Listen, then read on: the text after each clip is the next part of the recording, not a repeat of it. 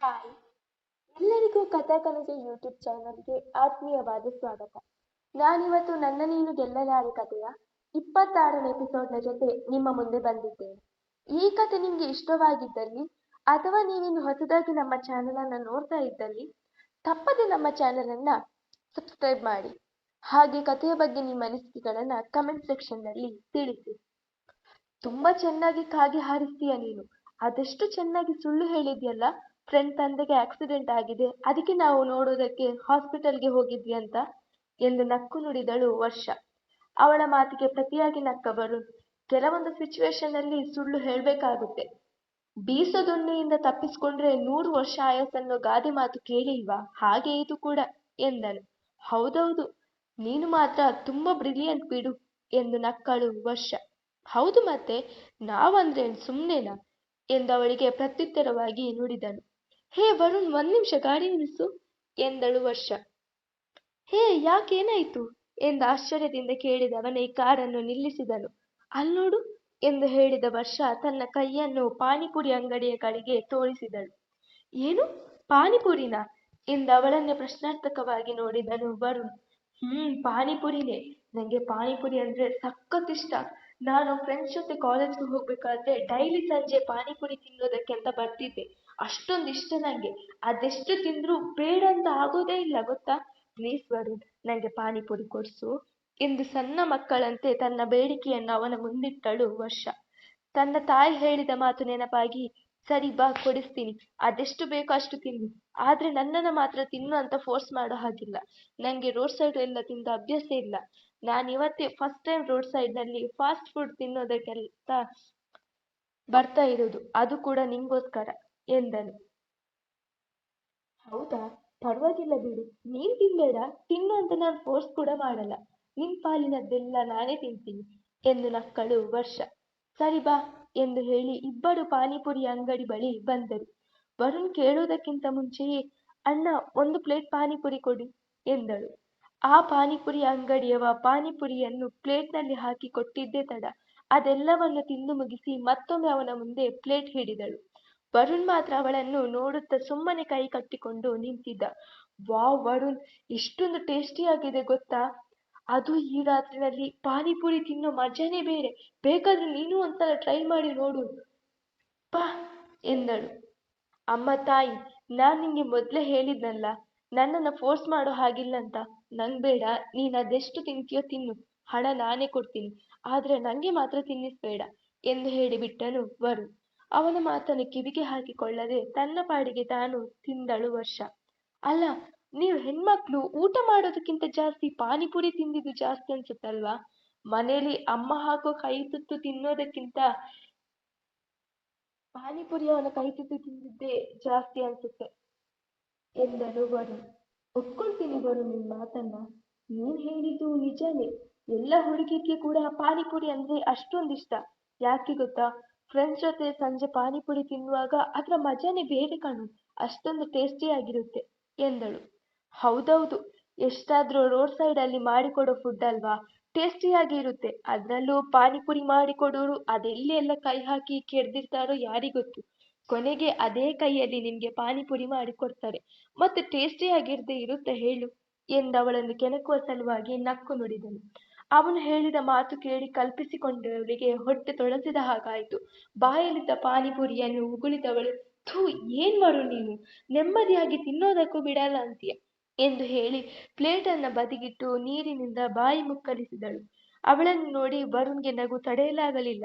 ಹೇ, ನಾನೇನಂತದ್ದು ಹೇಳ್ದೆ ಅಂತ ನೀನು ಹೀಗೆ ಕೇಳ್ತಾ ಇದ್ದೀಯಾ? ನಾನೇನಾದ್ರೂ ನಿಂಗೆ ಪಾನಿಪುರಿ ತಿನ್ಬೇಡ ಅಂತ ಹೇಳಿದ್ನ? ಎಷ್ಟು ಬೇಕೋ ಅಷ್ಟು ತಿನ್ನು, ಹಣ ಬೇಕಾದ್ರೆ ನಾನೇ ಕೊಡ್ತೀನಿ ಅಂತ ಹೇಳಿದ್ದೆ ಅಲ್ವಾ? ಹಾಗೆ ಹೇಳಿ ತಾನೆ ನಾನು ನಿನ್ನನ್ನು ಇಲ್ಲಿಗೆ ಕರ್ಕೊಂಡು ಬಂದಿದ್ದು ಎಂದನು. ಹೌದೌದು, ಪಾನಿಪುರಿ ಕೊಡಿಸ್ತೀನಿ, ಹಣನ ನಾನೇ ಕೊಡ್ತೀನಿ ಅಂತ ಹೇಳಿ ಕರ್ಕೊಂಡು ಬಂದು ಏನೇನು ಹೇಳಿ ನನ್ನ ಈ ಜನ್ಮದಲ್ಲಿ ಮತ್ತೆ ಪಾನಿಪುರಿ ತಿನ್ನದಿರೋ ಹಾಗೆ ಮಾಡ್ಬಿಟ್ಟೆ ನೀನು. ಹಾಗೆಲ್ಲ ಹೇಳಿದ್ರೆ ಯಾರಾದ್ರೂ ತಿಂತಾರಾ? ಅವ್ರಿಗೆ ತಿನ್ನೋದಕ್ಕಾಗುತ್ತಾ ಎಂದಳು ವರ್ಷ ತುಸು ಮುನಿಸಿನಿಂದ. ಸರಿ ಸರಿ, ಈಗೇನು, ನಿಂಗೆ ಇನ್ನೊಂದು ಪ್ಲೇಟ್ ಪಾನಿಪುರಿ ತಿನ್ಬೇಕು ಅಷ್ಟೇ ತಾನೆ? ತಿನ್ನು, ನಾನೇ ಹಣ ಪೇ ಮಾಡ್ತೀನಿ. ನೀನ್ ತಿಂದು ಮುಗಿಸೋ ತನಕ ಏನು ಹೇಳಲ್ಲ ಎಂದನು. ಬೇಡ, ನಂಗೇನು ಬೇಕಾಗಿಲ್ಲ, ನನ್ ಹೊಟ್ಟೆ ತುಂಬಿದೆ, ನಡಿ ಮನೆಗೆ ಹೋಗೋಣ ಎಂದು ಹೇಳಿದವಳೆ ಬಿರುಸಿನಿಂದ ಬಂದು ಕಾರ್ ಡೋರ್ ಓಪನ್ ಮಾಡಿ ಕುಳಿತಳು. ಅವಳು ಪುಟ್ಟ ಮಕ್ಕಳ ಹಾಗೆ ಮುನಿಸಿಕೊಂಡು ಹೋದದನ್ನ ಕಂಡು ವರುಣ್‌ಗೆ ಮುದ್ದುಕ್ಕಿ ಬಂದಿತ್ತು. ಅವನು ನಗುತ್ತಲೇ ಅಂಗಡಿಯವನಿಗೆ ಹಣ ಕೊಟ್ಟು ಕಾರ್ ಹತ್ತಿ ಡ್ರೈವ್ ಮಾಡಿದನು. ವರ್ಷ ಮಾತ್ರ ಬೂದುಕುಂಬಳಕಾಯಿ ಗಾತ್ರ ಮುಖ ಮಾಡಿಕೊಂಡು ಕೈಕಟ್ಟಿ ಸುಮ್ಮಗಿ ಕೂತಿದ್ದಳು. ಅವಳ ಕೋಪಕ್ಕೆ ತುಪ್ಪ ಸುರಿಯುವ ಹಾಗೆ ಇನ್ನೊಂದು ಪ್ಲೇಟ್ ಪಾನಿಪುರಿ ಬೇಕಾ ಎಂದು ನಕ್ಕು ನುಡಿದನು ವರುಣ್. ಅವನನ್ನೊಮ್ಮೆ ದುರುಗುಟ್ಟಿ ನೋಡಿದ ವರ್ಷ ಅಷ್ಟರಲ್ಲಿ ಕಾರ್ ಬಂದು ಮನೆಯ ಮುಂದೆ ನಿಂತಿತ್ತು. ಅವರಿಬ್ಬರು ಮನೆ ಒಳಗಡೆ ಬರುವಾಗ ಮನೆಯವರೆಲ್ಲರೂ ಊಟ ಮುಗಿಸಿ ಹಾಲ್ನಲ್ಲಿ ಕೂತು ಟಿವಿ ನೋಡುತ್ತಿದ್ದರು. ಅವರ ಬರುವಿಕೆಯನ್ನು ಗಮನಿಸಿದ ಸುಧೀಂದ್ರ, ಈಗ ಹೇಗಿದ್ದಾರೆ ವರುಣ್ ನಿನ್ ಫ್ರೆಂಡ್ ತಂದೆ? ಜಾಸ್ತಿ ಏನಾದ್ರೂ ಏಟಾಗಿದ್ಯಾ ಎಂದು ಕೇಳಿದರು. ಇಲ್ಲ ಡ್ಯಾಡ್, ಜಾಸ್ತಿ ಏನು ಏಟಾಗಿಲ್ಲ, ಸಣ್ಣ ಪುಟ್ಟ ಗಾಯ ಅಷ್ಟೇ, ಪರಿ ಮಾಡ್ಕೊಳ್ಳುವಂಥದ್ದು ಏನಿಲ್ಲ. ಈಗ ಸ್ವಲ್ಪ ಸುಧಾರಿಸಿಕೊಂಡಿದ್ದಾರೆ ಎಂದರು. ಅವನ ಮಾತು ಕೇಳಿ ವರ್ಷಳಿಗೆ ಒಳಗೊಳಗೆ ನಗು.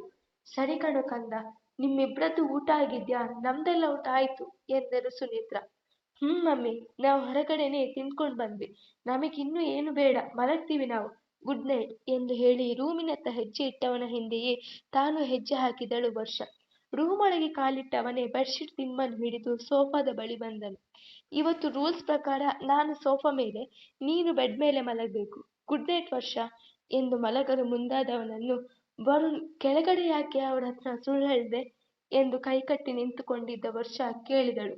ಅವನ ಮಾತನ್ನು ಕೇಳಿ ತಲೆ ಕೆರೆದುಕೊಂಡವನೇ, ಸುಳ್ಳ? ನಾನು ಯಾವಾಗ ಸುಳ್ಳು ಹೇಳ್ದೆ? ಹೋ, ಫ್ರೆಂಡ್ ತಂದೆಗೆ ಆಕ್ಸಿಡೆಂಟ್ ಆಗಿದೆ, ಅದಕ್ಕೆ ನೋಡೋದಕ್ಕೆ ಹೋಗಿದ್ದೆ ಅಂತ ಹೇಳಿದ್ನಲ್ಲ, ಅದ್ರ ಬಗ್ಗೆ ಮಾತಾಡ್ತಿದ್ಯಾ ನೀನು ಎಂದನು. ಅದ್ರ ಬಗ್ಗೆ ಅಲ್ಲ, ಅತ್ತೆ ಹತ್ರ ನಾವು ಹೊರಗಡೆ ತಿನ್ಕೊಂಡು ಬಂದ್ವಿ, ನಮಗೆ ಊಟ ಬೇಡ ಅಂತ ಸುಳ್ಳು ಹೇಳಿದ್ಯಲ್ಲ, ಅದ್ರ ಬಗ್ಗೆ ಎಂದಳು ವರ್ಷ. ಹೋ ಹೌದಲ್ವಾ, ಹೇ ಸಾರಿ, ನಿಂಗೆ ಹಸಿವಾಗ್ತಿದೆ ಅನ್ಸುತ್ತೆ, ನಾನ್ ಬೇರೆ ಅಲ್ಲಿ ಸುಳ್ಳು ಹೇಳ್ಬಿಟ್ಟು ಬಂದೆ. ಇಟ್ಸ್ ಓಕೆ, ನಾನೇ ನಿಂಗೆ ಕೆಳಗಡೆ ಹೋಗಿ ಊಟ ತಂದು ಕೊಡ್ತೀನಿ, ಸರಿನಾ ಎಂದು ಎದ್ದು ಹೊರಗೆ ಹೋಗಲು ನೋಡಿದವನ ಕೈ ಹಿಡಿದು ಎಳೆದಳು ವರ್ಷ. ಅಬ್ಬಬ್ಬಬ್ಬ, ಅದೇನ್ ಡವ್ ಮಾಡ್ತೀಯ? ಮತ್ತೆ ನಾನು ಸುಮ್ಮನೆ ಹೇಳ್ತೀನ ನಿನ್ನನ್ನ ಡವ್ರಾಜ್ ಅಂತ? ಅಲ್ಲ, ನಾನೇನು ಹೊಟ್ಟೆ ತುಂಬುವಷ್ಟು ಪಾನಿಪುರಿ ತಿಂದೆ, ಅದಕ್ಕೆ ನಂಗೆ ಹಸಿವಾಗ್ತಿಲ್ಲ. ಆದ್ರೆ ನೀನ್ ಯಾವಾಗ ಹೊರಗಡೆ ತಿಂದೆ? ಈಗ ಮನೇಲಿ ಸುಳ್ಳು ಹೇಳ್ತಾ ಇದ್ದೀಯ ನಮ್ದು ಊಟ ಆಗಿದೆ ಅಂತ. ನಾನು ಇಷ್ಟೊತ್ತು ನಿನ್ ಬಗ್ಗೆ ಹೇಳ್ತಾ ಇದ್ದಿದ್ದು, ನನ್ ಬಗ್ಗೆ ಅಲ್ಲ ಎಂದಳು. ಓ ಹಾಗ ವಿಷ, ಸಾರಿ ವರ್ಷ, ನಂಗೆ ಹಸಿವಾಗ್ತಾ ಇಲ್ಲ, ಸೊ ಊಟ ಬೇಡ, ನಿದ್ದೆ ಬರ್ತಿದೆ, ಮಲಗ್ತೀನಿ, ಗುಡ್ ನೈಟ್ ಎಂದನು. ಸುಮ್ನಿರು, ಯಾಕೆ ಚಿಕ್ಕ ಮಕ್ಳ ತರ ಹಠ ಮಾಡ್ತೀಯ? ಬೆಳಿಗ್ಗೆ ತಿಂಡಿ ತಿಂದು ಹೋದವನು ಅದು ಇಷ್ಟು, ಆಮೇಲೆ ಮಧ್ಯಾಹ್ನ ಊಟ ಮಾಡಿದ್ಯೋ ಇಲ್ವೋ ನಾ ಕಾಣೆ, ಈಗ ನೋಡಿದ್ರೆ ಊಟನೇ ಬೇಡ ಅಂತಿದ್ಯಾ. ಊಟ ಬೇಡ ಅಂದ್ರೆ ಪರವಾಗಿಲ್ಲ, ಹಾಲಾದ್ರೂ ಕುಡ್ದು ಮಲಗು, ಹಾಗೆ ಖಾಲಿ ಹೊಟ್ಟೆಯಲ್ಲಿ ಮಲಗ್ಬೇಡ ಎಂದವಳೆ ಅವನ ಮಾತಿಗೂ ಕಾಯದೆ ಅಡುಗೆ ಕೋಣೆಗೆ ಹೋದಳು. ಇದೇನಿದು, ಇವಳು ಯಾಕೆ ಹೀಗಾಡ್ತಾ ಇದ್ದಾಳೆ? ಅಲ್ಲ, ನಾನು ಮೊನ್ನೆಯಿಂದ ನೋಡ್ತಾನೆ ಇದ್ದೀನಿ, ತುಂಬಾ ವಿಚಿತ್ರವಾಗಿ ಆಡ್ತಾ ಇದ್ದಾಳೆ. ಯಾವತ್ತು ಇಲ್ದಿರೋ ಕಾಳಜಿನ ಬೇರೆ ನನ್ ಮೇಲೆ ತೋರಿಸ್ತಿದ್ದಾಳೆ. ಇದ್ರರ್ಥ ಏನು ಎಂದುಕೊಳ್ಳುವ ಹೊತ್ತಿಗೆ ಅವನ ಮುಂದೆ ಹಾಲಿನ ಲೋಟವನ್ನು ಹಿಡಿದಳು ವರ್ಷ. ಒಂದು ಕ್ಷಣ ಅವಳನ್ನೇ ನೋಡಿದ ವರುಣ್ ಲೋಟದಲ್ಲಿದ್ದ ಹಾಲನ್ನೆಲ್ಲ ಕುಡಿದು ಖಾಲಿ ಮಾಡಿ ಲೋಟವನ್ನು ಅವಳ ಕೈಗಿಟ್ಟು, ಈಗ ಸಮಾಧಾನನಾ? ಈಗ್ಲಾದ್ರೂ ನಾನು ಮಲ್ಕೋಬಹುದಾ ಎಂದನು. ಅವನ ಮಾತಿಗೆ ಪ್ರತಿಯಾಗಿ ನಕ್ಕ ವರ್ಷ, ಹಾ, ಈಗ ಸಮಾಧಾನ ಆಯ್ತು, ನೀನೀಗ ಮಲ್ಕೋ, ಗುಡ್ ನೈಟ್ ಎಂದು ಹೇಳಿ ತನ್ನ ಮಂಚದ ಮೇಲೆ ಒರಗಿಕೊಂಡಳು. ಅಷ್ಟರಲ್ಲಿ ವರುಣ ಫೋನ್ ರಿಂಗ್ ಆಯಿತು. ಇಷ್ಟೊತ್ತಲ್ಲಿ ಯಾರು ಫೋನ್ ಮಾಡ್ತಿದ್ದಾರೆ ಎಂದು ಫೋನ್ ನೋಡಿದರೆ ಅವನ ಗೆಳೆಯ ಗಿರೀಶ್ ಕಾಲ್ ಮಾಡಿದ್ದ. ಮುಂದುವರಿಯುವುದು.